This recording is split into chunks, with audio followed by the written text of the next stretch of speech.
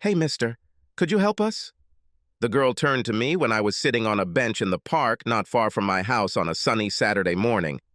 I raised my head and saw that half a meter away from me, there was a frisbee, a plastic disc for throwing, and 15 meters away from it there were two young girls. Without even thinking, I grabbed the disc, jumped to my feet, and made an accurate throw towards the one who called out to me. "Wow, not bad for an old man," she exclaimed in response. "Old man?" I asked, wincing. I knew she was a girl, but I was only 44 years old. Do I really look that old? The girl realized that she had upset me and, trying to be nice, tried to apply some ointment to my wound. "Well, not too old to be someone's grandfather," she said with a smile, while the other nodded and smiled at me as well. "Someone's grandfather? Throw the frisbee back to me." "I'll show you that it's you, old people," I said energetically, my body straightening up and responding to what I perceived as a challenge. The girl threw the frisbee back to me. I snatched it out of the air behind my back with my right hand, and then threw it to the other girl with a quick sideways throw from my thumb. "Wow, very cool. Can you do it again?" commented the first girl. I showed the second one so that she would throw the disc back to me. She did, and this time I took a step back and caught the throw between my legs. I straightened up and threw the first girl with a technique that I call an air cushion. The frisbee first flew down, and then rose and flew towards her. Both girls looked at me as if I had just descended to Earth from another planet. "Not bad for an old man, huh? Do you ladies want to learn how to throw frisbee for real?" I asked. Both nodded and ran up to me. In a minute, I turned from an old man into the Pied Piper of Hamelin. I got down on one knee and spent about 2 minutes explaining and demonstrating multiple throw grips and how to get the disc to wobble in both directions. Then he asked them to move back about 10 meters, and for 10 minutes, we practiced throwing. I caught the disc between my legs and behind my back several times, and once I even tossed it high into the air and then gently caught it with one hand as it sank to the ground. "Can't you teach us this too?" asked the first girl, a thin, long-haired blonde with freckles on her nose. "I can, but first, I think you need to learn how to do normal grabs most of the time. You miss the disc as many times as you catch it. We worked for several minutes to catch him, like I did when I coached league baseball many years ago. I focused on getting the girls to concentrate on seeing the frisbee all the way to the end of their hands. Suddenly, catching a frisbee became much easier, and everything became more fun. We played for another 20 minutes until the girls ran out of patience and wanted to get on the swing. I remembered that this is typical for 7-year-olds, and was not offended. "Thank you, mister. Now we'll go to the swing," said the second girl. "Do you come here often? Will you be here next week?" To be honest, I had no idea what I was going to do next week, but since I never had plans to do anything else, I said I would come over next week and teach them interesting tricks. They thanked me for my time and ran off to the swing. As I walked back to my apartment, I smiled to myself. I've always enjoyed coaching kids, and to be honest, it's been a while since I've made new friends of any age. The next Saturday morning, I was sitting on the bench again when two teenagers, whom I was told were named Angel and Jackie, returned to play frisbee some more. Instead of the old-fashioned baggy gray sweatpants I'd been wearing last week, I wore gym shorts and a t-shirt, sincerely hoping to look a little younger for the couple. We worked on catching a little more, and when I was quite satisfied with what I was seeing, we began to practice more complex tricks. They both understood that harder meant harder, although I still heard a lot of laughing and giggling. We played for about 45 minutes before they said goodbye and ran off to the swing, but not before asking if I would come next Saturday. I didn't expect the girls to be accompanied by adults next Saturday, but I probably should have expected it sooner or later. If my little daughter had been meeting some old guy in the park for the past few weeks, I would have come to meet him too. I assumed the woman was about 30 years old when she walked straight towards me. He also assumed that she was the mother of the blonde girl, since she also had blonde hair, tied into a high ponytail that fell to her shoulders. She was also thin, weighing probably 50 kilograms, and a height of 1 meter 63, maybe 1 meter 65. I tried not to glare when she approached. "I'm Maddie, Madison Weber. "Mommy Angel," she said, holding out her hand to me. "Just wanted to meet the Frisbee guy the girls have been talking about for weeks." "Rob Drake, Frisbee guy." "At your service," I said, shaking the outstretched hand and looking straight into a pair of bright blue eyes. In fact, the fact that an adult came to check how things are going on calms me down. I myself am the father of 2 children. I saw how she skeptically looked at my left hand in search of a wedding ring, but did not see it. "Are your children somewhere in the park?" she asked, apparently trying to be doubtful. "My children are now 19 and 17 years old," I answered. "One is in college, the other is a high school student. The youngest lives with her mother." She clicked her tongue. It was clear that she felt a little better that her youngest was in my presence. "Well, then I'll leave you." "Nice to meet you, Frisbee guy," she said as she started to leave. "What, won't you stay to play?" "I can teach anyone to play Frisbee," I said hopefully. "I'm not blind." I noticed she wasn't wearing a wedding ring either. Okay, I admit it wasn't the phrase of the century. I really didn't practice much in the 2 years after my divorce. She gave me a crooked grin that practically screamed, "Shit." But then she stopped and turned to me. "I'm sure you can't teach me." "I don't have a single athletic bone in my body," she said. At this point, her daughter entered the conversation, agreeing with Maddie. "No one will mistake Mom for Mike Trout," Angel giggled. The 2 girls stayed close while I taught Maddie the basics of Frisbee. We then split up and played together for about 5 minutes. More precisely, 3 of us played. One of us was pathetic. When this pathetic person broke her nail, she was done for the day. "Damn, I just got my nails done on Thursday," Maddie whined. "Come on, Mom. It's not customary to whine in the park," Angel said in a childish, sing-song voice. "Little know-it-all," the woman said. "You guys continue. I'll go home and fix this nail." She nodded at me and turned to leave. I swallowed hard, but said nothing, absolutely nothing. The girls and I played Frisbee for about 45 minutes. I can multitask, I can play Frisbee, and I can kick myself for not being nicer to an obviously lonely woman. Walking home, I continued to reproach myself for not being able to attract the attention of a woman. Of course, I told myself I would not have needed this if my wife of 19 years had not cheated on me 3 years ago, which is why I got divorced. Since then, I've had exactly 0 dates. Having married Tracy Wilkins after 2 years of dating when we were undergrads at Michigan State University, I never thought I'd ever date again. It seemed to me that we had an ideal marriage, 2 beautiful daughters. Tracy was a beautiful woman when we met, and 3 years ago at the age of 41 she was still beautiful, at least in my opinion. She has brown hair that goes down to the middle of her back, green eyes, and, well, to be honest, breasts that are almost the size of watermelons are still standing proudly on her ribcage, even after nursing 2 children years before. Over the next 21 years, I repeatedly wondered, how did I get lucky enough to get this goddess? In college, I studied business, and she studied journalism, and we might never have met if it weren't for both of us taking a required course in marketing. There were 15 of us, and it would not be an exaggeration to say that all 7 guys were simply stunned when she entered the audience on the first day. It was clear that the woman knew that she was beautiful, but she seemed to have managed to get along with everyone in the class, which is not bad considering that young women are some of the most evil creatures on earth, especially in their relationships with each other. We became so friendly that a month later I asked her out on a date, and she agreed. Soon after, we began an exclusive relationship, and a year after graduating from university, we got married.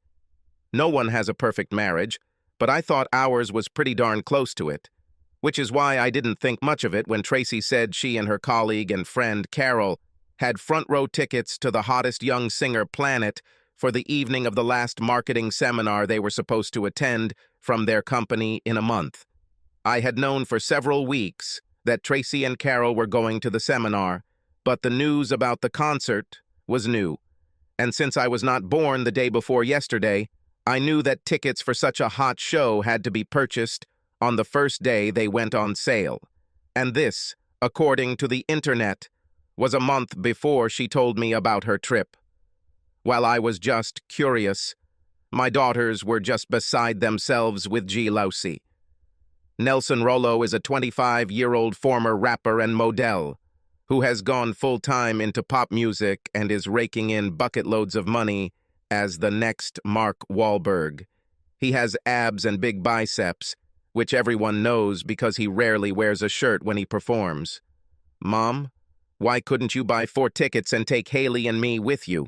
Becca whined. Because this is a business trip, honey, and I wasn't going to take you and your sister with me and have you sit in a hotel room for 3 days before the concert. The concert is Friday night, and Carol and I will be flying home Saturday morning, my wife told her. Since when did you become such a big fan of this rap guy? I asked my wife. I've been kind of keeping an eye on him for a while now, she said without looking me in the eyes. I was a gullible fool. I didn't even think about it. After all, she never gave me any doubt. As usual, on both Wednesday and Thursday, she called home around 9 in the evening and we talked about our day at the seminar. As we were finishing up on Thursday night, I told her to be careful at the concert on Friday night. She knew that in Rob speak, this meant keep flirting to a minimum since I wouldn't be around to keep an eye on her. Oh, come on, Rob. There will be thousands of young women at the concert. No one will pay the slightest attention to Carol or me, Tracy said. Carol doesn't bother me, but you, on the contrary. Do, I said. Anyone with a pair of eyes will look at you a second time, and maybe a third. Come on, Rob. You know that I will never leave you, she said. I know, but I always feel uneasy when I'm not with you, I answered. Who calls someone on a Saturday morning at 6:15? Former friend. That's who, I thought, as I heard the ringing of the mobile phone lying on the nightstand next to my bed. The kids were asleep in their beds, and I knew it wasn't Tracy because it wasn't the happy ringtone I'd set for her calls. Whoever it is, his or her ears should be torn off, unless there is a really good reason for calling. Is Molly all right? Who died? I asked my best friend in the world, Carl Franklin, when I answered the phone and saw his name on my screen. I heard a gulp before he started talking to me quickly and loudly. Molly is fine. Nobody died. You are sitting? He asked. Actually, I'm lying down. What's happened? I asked, confusion taking over my mind. First, take the laptop, then turn on the TV. Do it right now, Carl quickly instructed me. Oh, damn, Carl. I don't want to watch stinky cat memes at 6:15 in the morning on a Saturday, I yelled. Shut up and listen to me, he said, his voice suddenly serious, as if he were having a heart attack. I know you're not very familiar with X-Hamster, so listen, he said. Go to this site and scroll down the page. You won't have to search for long. What the hell? What the hell am I looking at? I shouted into the phone when I found it. I stared at him. I stared at it. My stomach began to growl. I closed my mouth and covered it with my hand, but soon I could not stop vomiting. Robbie, are you okay? Are you still here, buddy? He shouted. I ran to the bathroom and grabbed a towel to clean myself up, putting the phone on speaker. Then he returned to the bedroom and grabbed the computer again. Oh my God, I muttered quietly. Exactly, Carl answered quietly. Incredibly, on the screen in front of me was a photo of my wife, in the arms of that singer, clearly captured during sex, somewhere after yesterday's concert. Words have failed me. Rational thinking also failed me. I wanted my heart to give up too, so as not to worry about what would happen next. Carl was saying something as I scrolled through 4 photos of my wife having sex with another man. Apparently this singer was married, and Mrs. Kid Singer waylaid him and my wife in their hotel room after the concert and took some photos. Furious, she asked someone to post them on a site that allowed explicit photos. I guess it's called going viral. The site, which typically focuses on video, posted 4 photos and each received more than 1 million views in less than 8 hours. Crap. Hey, are you still here? I finally heard Carl's voice. Yes, I answered. So it's really her with him? Asked Carl. Yes. She and her friend Carol went to his concert last night after the marketing seminar, I said. I knew she was going to a concert. I just didn't know about... It's all on social networks, said Carl. Not exactly the photos you see here because social media can't post them, but there's a photo on Facebook of Nelson Rollo and a photo of your wife's face in the middle. Well, you get the idea. Scandal announcements. This will be... Damn, this is already a nightmare, I replied. And I imagine that every day it will only get worse. How did you find out about this? I was looking through my Facebook posts when I saw a message about the scandal, and I thought I recognized Tracy in the portrait photo. I couldn't believe it. I went to the site and... There she was, he said. I'm really sorry. Yes, me too, I said. The following Saturday, Maddie showed up at the park again, ostensibly to watch Angel, Jackie, and me play frisbee. She brought a travel mug of coffee with her and sat on the bench, drinking it and watching the three of us until the girls ran off to swing on the swings. I walked over to the bench and sat down. Perhaps to save me from myself, Maddie started the conversation. You must live very close by if you come here all the time, she said. Yeah, I live about a half-mile west, I said, pointing in the direction of my apartment. And we live half a mile east, she said, pointing in the opposite direction. You and I are almost neighbors, but if it weren't for girls playing frisbee, I probably would never have met you. Have you ever thought about randomness in life? I used to be surprised at a lot of things, I answered, but now I'm not surprised at anything. Since, understand, you're just numb. It will pass with time, you know. I was in a daze for about a year and a half, she said. Did your ex cheat on you? I asked it, slightly shocked. As far as I know, no, Maddie answered. I was numb after he died in a car accident. He was an alcoholic, he was drunk, and it was as if he drove his car under the wheels of a semi-trailer. Sorry. How long ago did this happen? I asked. 5 years ago. Angel was 2 years old. She was very young, she said. So she never knew her father at all, although now that I look back, that's probably for the best. I raised my eyebrows in confusion. She looked down, feeling awkward and looking like she was lost in thought for a few seconds before deciding something. Finally, she sighed. You know, when you're young and party almost every weekend, that's what Avery, my late husband, did. That's what we did in college, and he kept doing it after college, even though we couldn't really afford it if we were going to save for a house and have kids someday. I tried to get him to stop, but he just couldn't stop drinking. I guess this is called binge drinking. As far as I know, he practically didn't drink on weekdays. When I got pregnant, I stopped drinking completely, and I stopped going to most parties because I didn't want to be around people who smoked and stuff like that. He walked alone, although I was not happy about it. After Angel was born, I could no longer go to them. Someone had to stay home and look after the child. You know, there was no money for a nanny. But that didn't stop Avery from going for walks. He stayed home until Angel was 3 months old, and then started having fun again. From what our friends said, I don't think he slept with anyone behind my back, but he still drank a lot and smoked sometimes. One evening, he did not return home, and at about 2 o'clock in the morning, the police showed up. This was 5 years ago. She sobbed, and I saw tears in the corners of her eyes, but it was clear that she was trying not to let them fall. Sorry, you're the first person I told this story to besides family and friends. It's not something I'm proud of, but that's who we are, Angel and I. She seems like a wonderful child to me. Like the other one, Jackie. Not as outgoing, but they both seem nice, I said. Jackie is the neighbor's child. She lives a couple of houses away from us. Good parents. Her dad, Mike, sometimes helps me with small repair work, Maddie said. You know, you're not at all as old as Angel made you out to be, the woman continued. From the way she described you, I thought you were 55 or 60. Maybe retired. How old are you? 45, maximum. Almost to the point, I said. But I think that for a 7-year-old girl, anyone older than her mother will be old. We both giggled. I looked into her blue eyes. Now or never.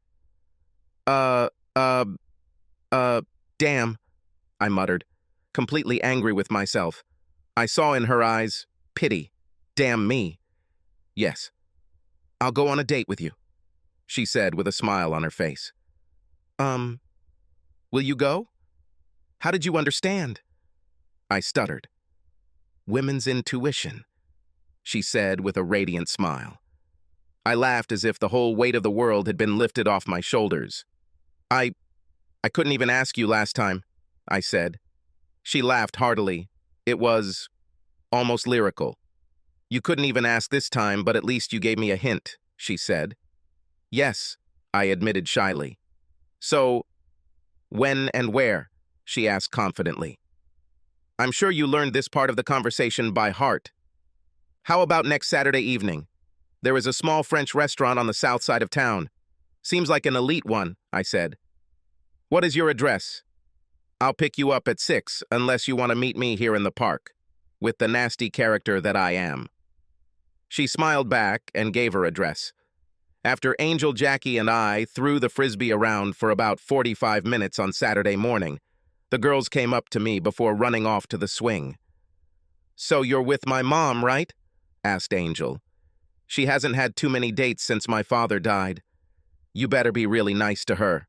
You know. I promise, Angel. I'll be really nice, okay? I said, trying to hold back my laughter. But without all the kissing, Jackie said, causing both girls to guffaw. My parents do this all the time. I don't think you need to worry about that, I said, internally hoping that maybe I was wrong.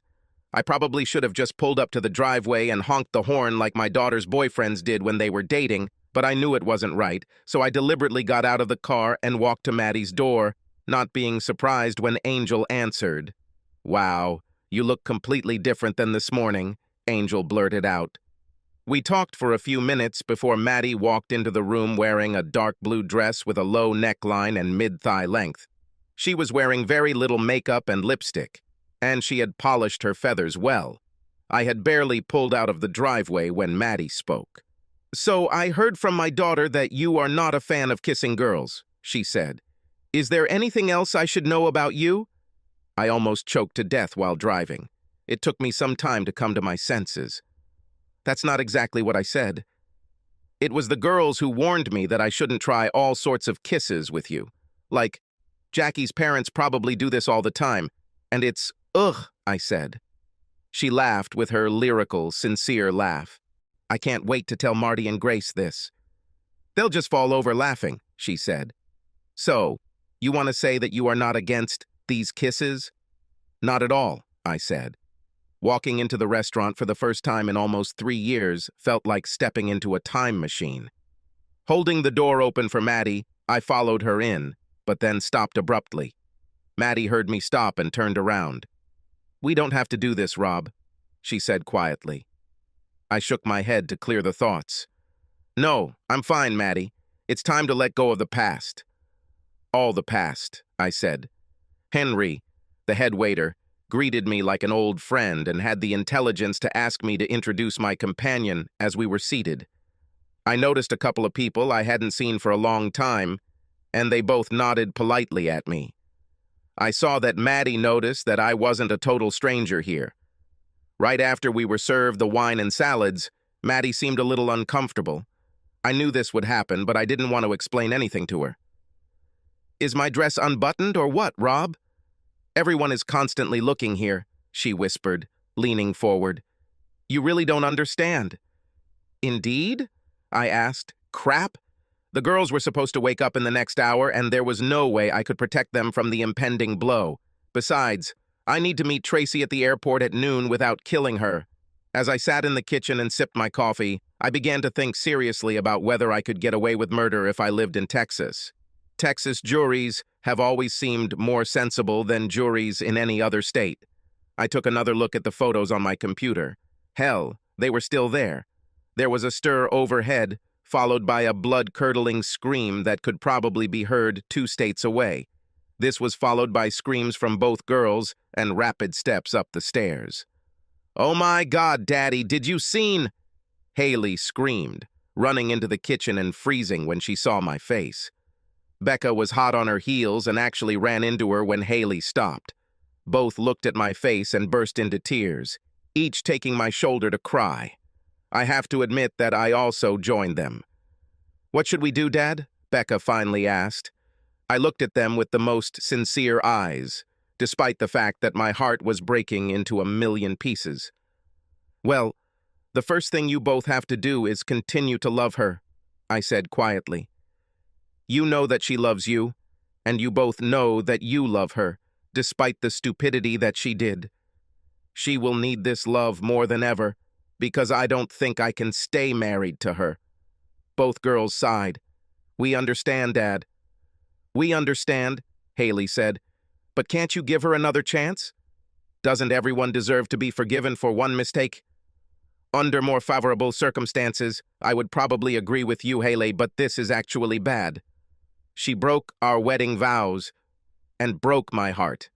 I can never trust her again," I said squeaky. "These photos are disgusting, Dad." "I never thought that Mom would fornicate on you," Haley said. "You know he's much closer to our age than to Mom's," Becca interjected. "This is wonderful," I said quietly, not thinking about it until now. "Do you want us to go with you to the airport when you meet her? Will this help?" Becca asked. "No, thanks for asking, Beck. I'll take her myself, and I promise I won't harm her. At least not physically," I said. "You understand that the next few weeks at school will simply kill us," Haley noted. "Yes, you're probably right," I replied. "I don't have any good advice for you on that. Maybe since the photos are posted on an adults-only site, not too many of your friends will see them. But this whole thing with Nelson and his wife and Mom is top of mind on Facebook, Insta, and everywhere," Becca said. Tracy looked stunned to see me standing at the airport waiting for her, but quickly lowered her eyes so as not to look directly at me. She approached me as if about to pounce on me with a greeting kiss, but when she saw the expression on my face, she stopped. "I'm so sorry, Rob," she whispered. "Sorry for the betrayal, sorry for hurting me, or sorry for being caught in the guise of the world's biggest slut?" I asked in the same whisper. Her eyes looked up quickly, then down again. Without answering my question, she handed me her bag and we turned to go. I noticed that several people in the crowd were looking at Tracy sternly, and a few had their phones up and taking pictures. "Crap, it's starting." "I don't know what to tell you," she finally said, 5 minutes after the start of the trip. "I know what you saw looks pretty bad." "Pretty bad?" I asked, making air quotes with my fingers. "It starts off as epically bad, and it only gets worse from there, baby." "When buying tickets, did you already plan something like this? You appeared in the front row in a denim vest, unbuttoned halfway. You had more cleavage than most women had tits. My God, Tracy, he's a damn child, not much older than our daughters. These photos will someday end up on the internet, and your grandchildren will see them.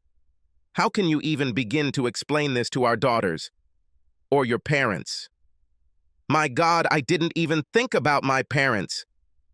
I'll never be able to look at my dad again," she cried.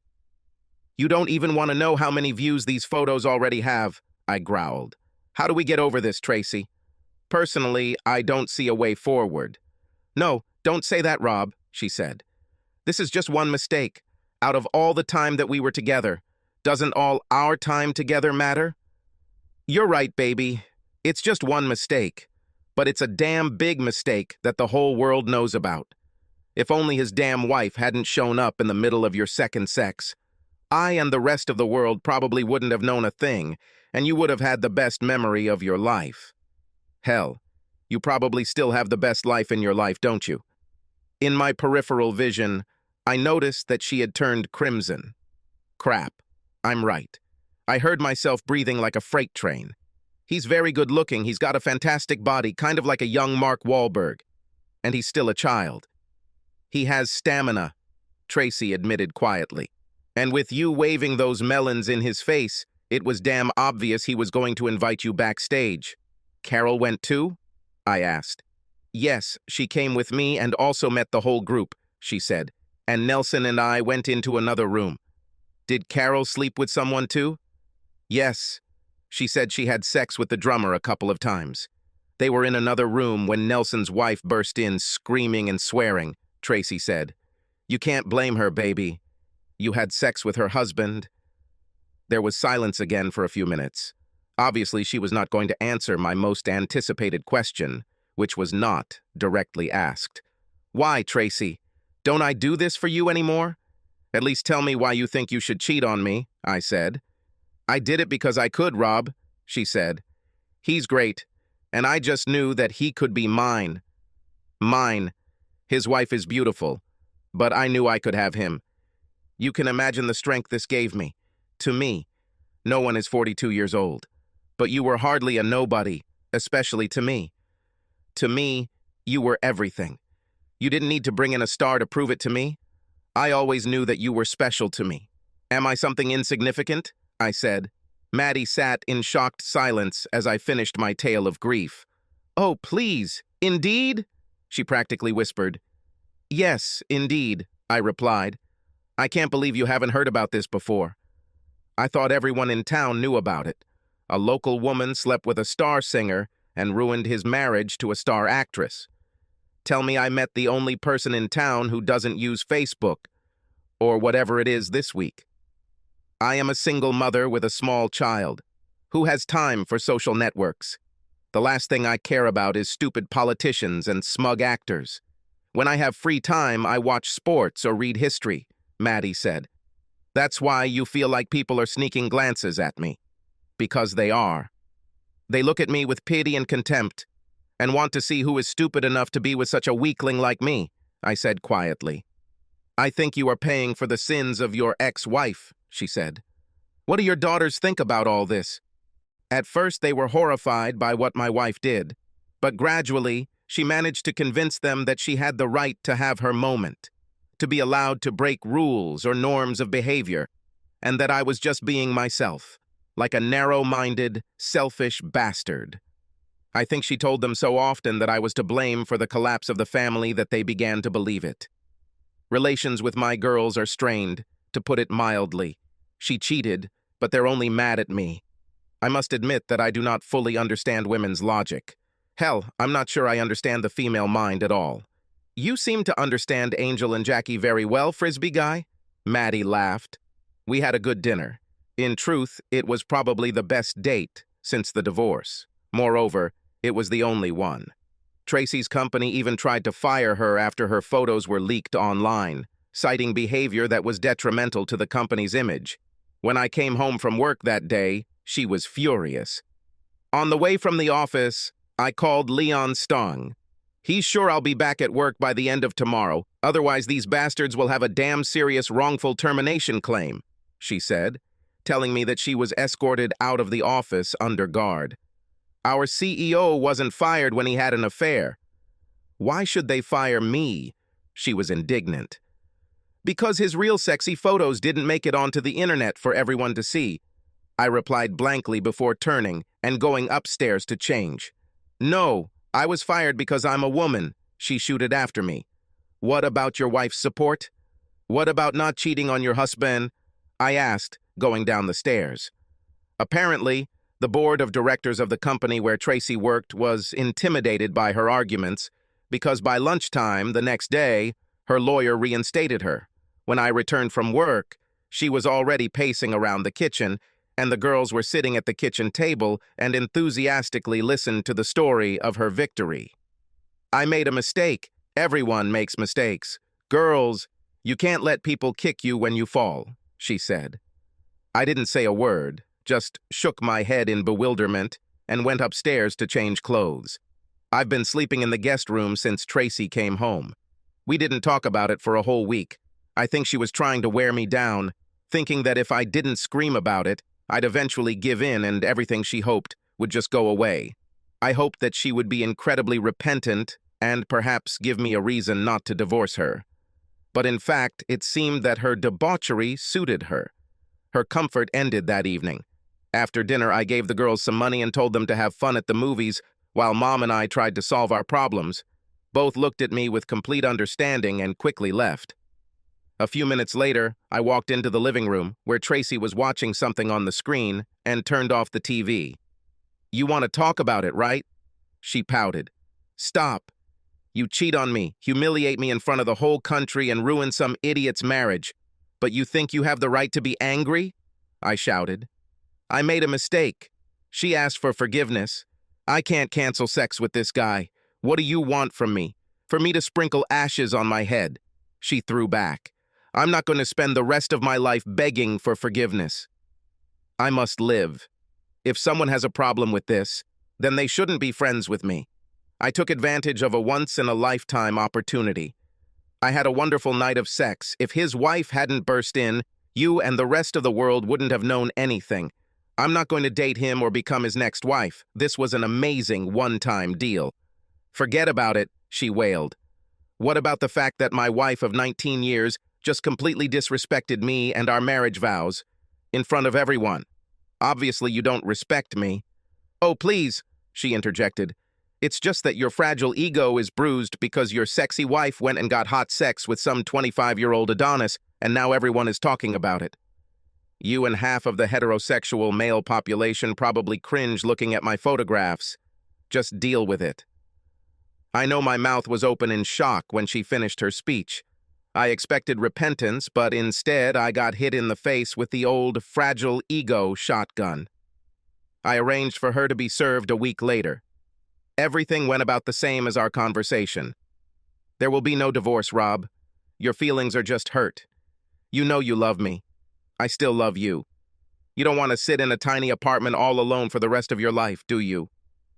She screamed after she was served at our house. At some stage, the girls moved from resentment of their mother's behavior to acceptance of it and, perhaps, even to some pride in her action. I overheard Haley on the phone telling one of her friends that she wished it was her who was with Nelson instead of her mother.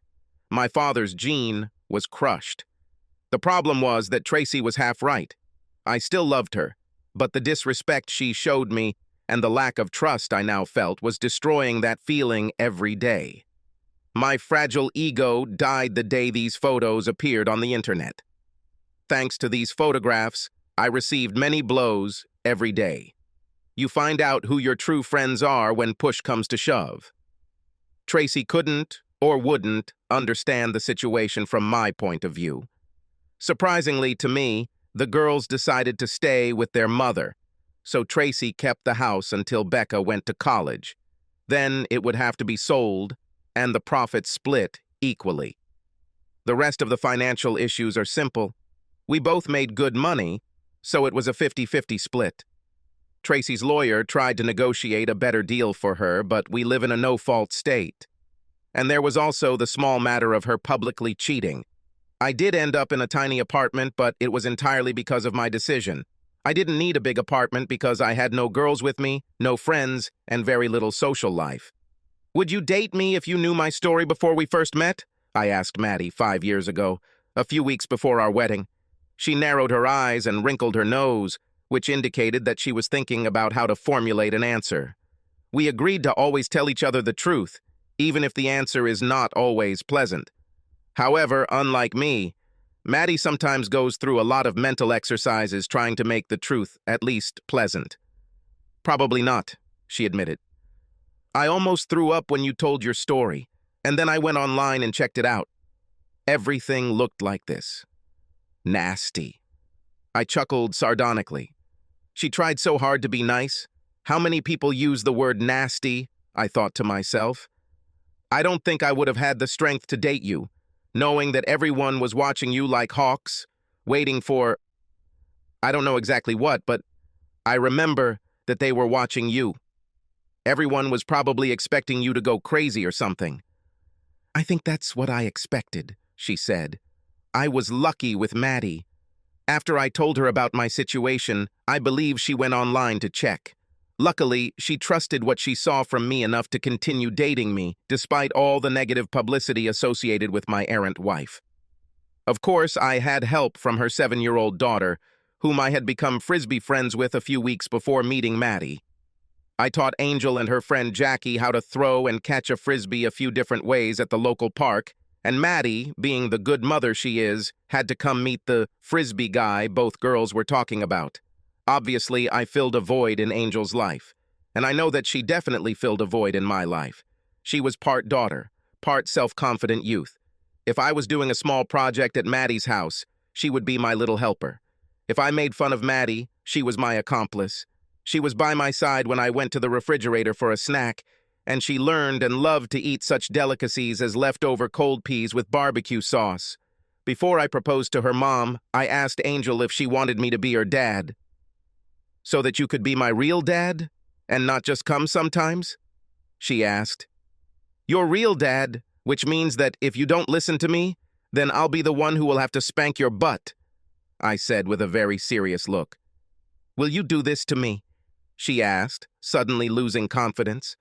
"If I did this to my other daughters, then why shouldn't I do the same to you if you become my daughter? I do not want to lie to you. Well, I think if you did this to your other daughters, then I guess I should listen to you, right?" "My girl," I smiled. "Now that that's out of the way, let's see what your mom has to say."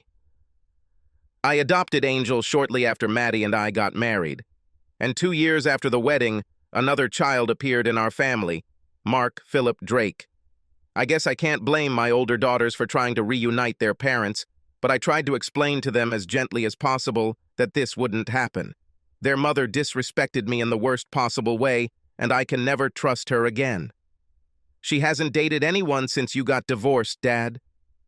"I'm pretty sure she was invited, even if the guys didn't see those photos," Becca said, blushing deeply. "She's just waiting for you to come back." After the divorce, my girls and I have never been so close. They visited occasionally, but rarely stayed for dinner. The holidays have become another source of sadness. The first Christmas after my divorce, Tracy bought me a present. The girls brought it to me when we celebrated Christmas in the afternoon. "I can't come to terms with this, girls. We're not together." "I didn't buy her anything," I said. "I'm sure she'd still want you to keep the gift, Dad," Haley said. "Okay, tell her thank you," I said, placing the gift on the counter next to the kitchen table. I never opened the gift, and a few days later I handed it over to Goodwill. The girls were disappointed to learn that after 3 years, I had a serious girlfriend, but Maddie and Angel won them both over when we met at a restaurant.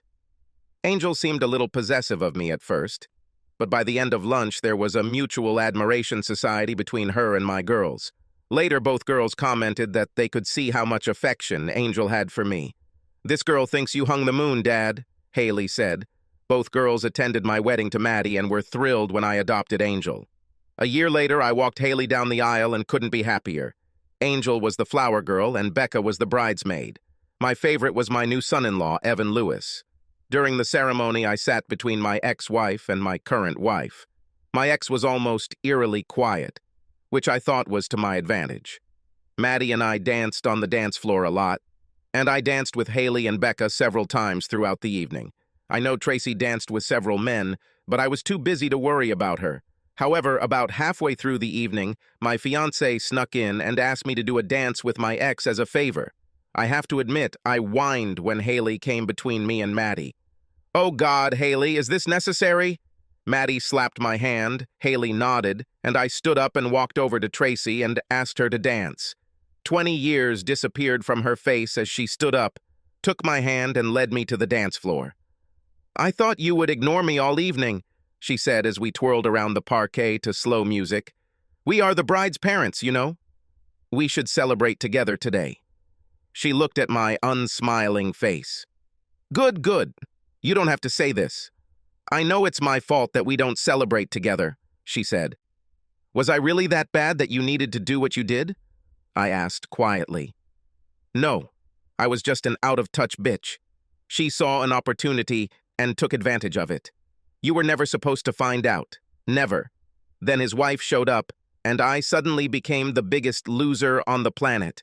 But I thought that maybe you would forgive me once, since you love me so much. It was probably too much." "Just a little," I said. "But it seems to have done you good." "She's beautiful and so young," Tracy said. "It's not as big a difference as you have with that guy." "For God's sake, Tracy, that stupid bastard was closer in age to our daughters than he was to you." She blushed deeply. "You know, my parents still treat me a little strangely about this. And I'm not sure I didn't scar Haley for life by sleeping with her crush." You know, she only introduced Evan to me after they had been dating for about 6 months, and even warned me that if I made a move towards him, she would kill me, Tracy said. Do you know how embarrassing that was? Or the fact that young people still come up to me when I'm on the street and ask if I'll go to bed with them? And they don't even hint subtly. People approached me while I was standing in line at McDonald's. You are her, aren't you? Maybe we can do this. Oh, please. She stuttered as she said the last sentence. I saw her eyes fill with tears.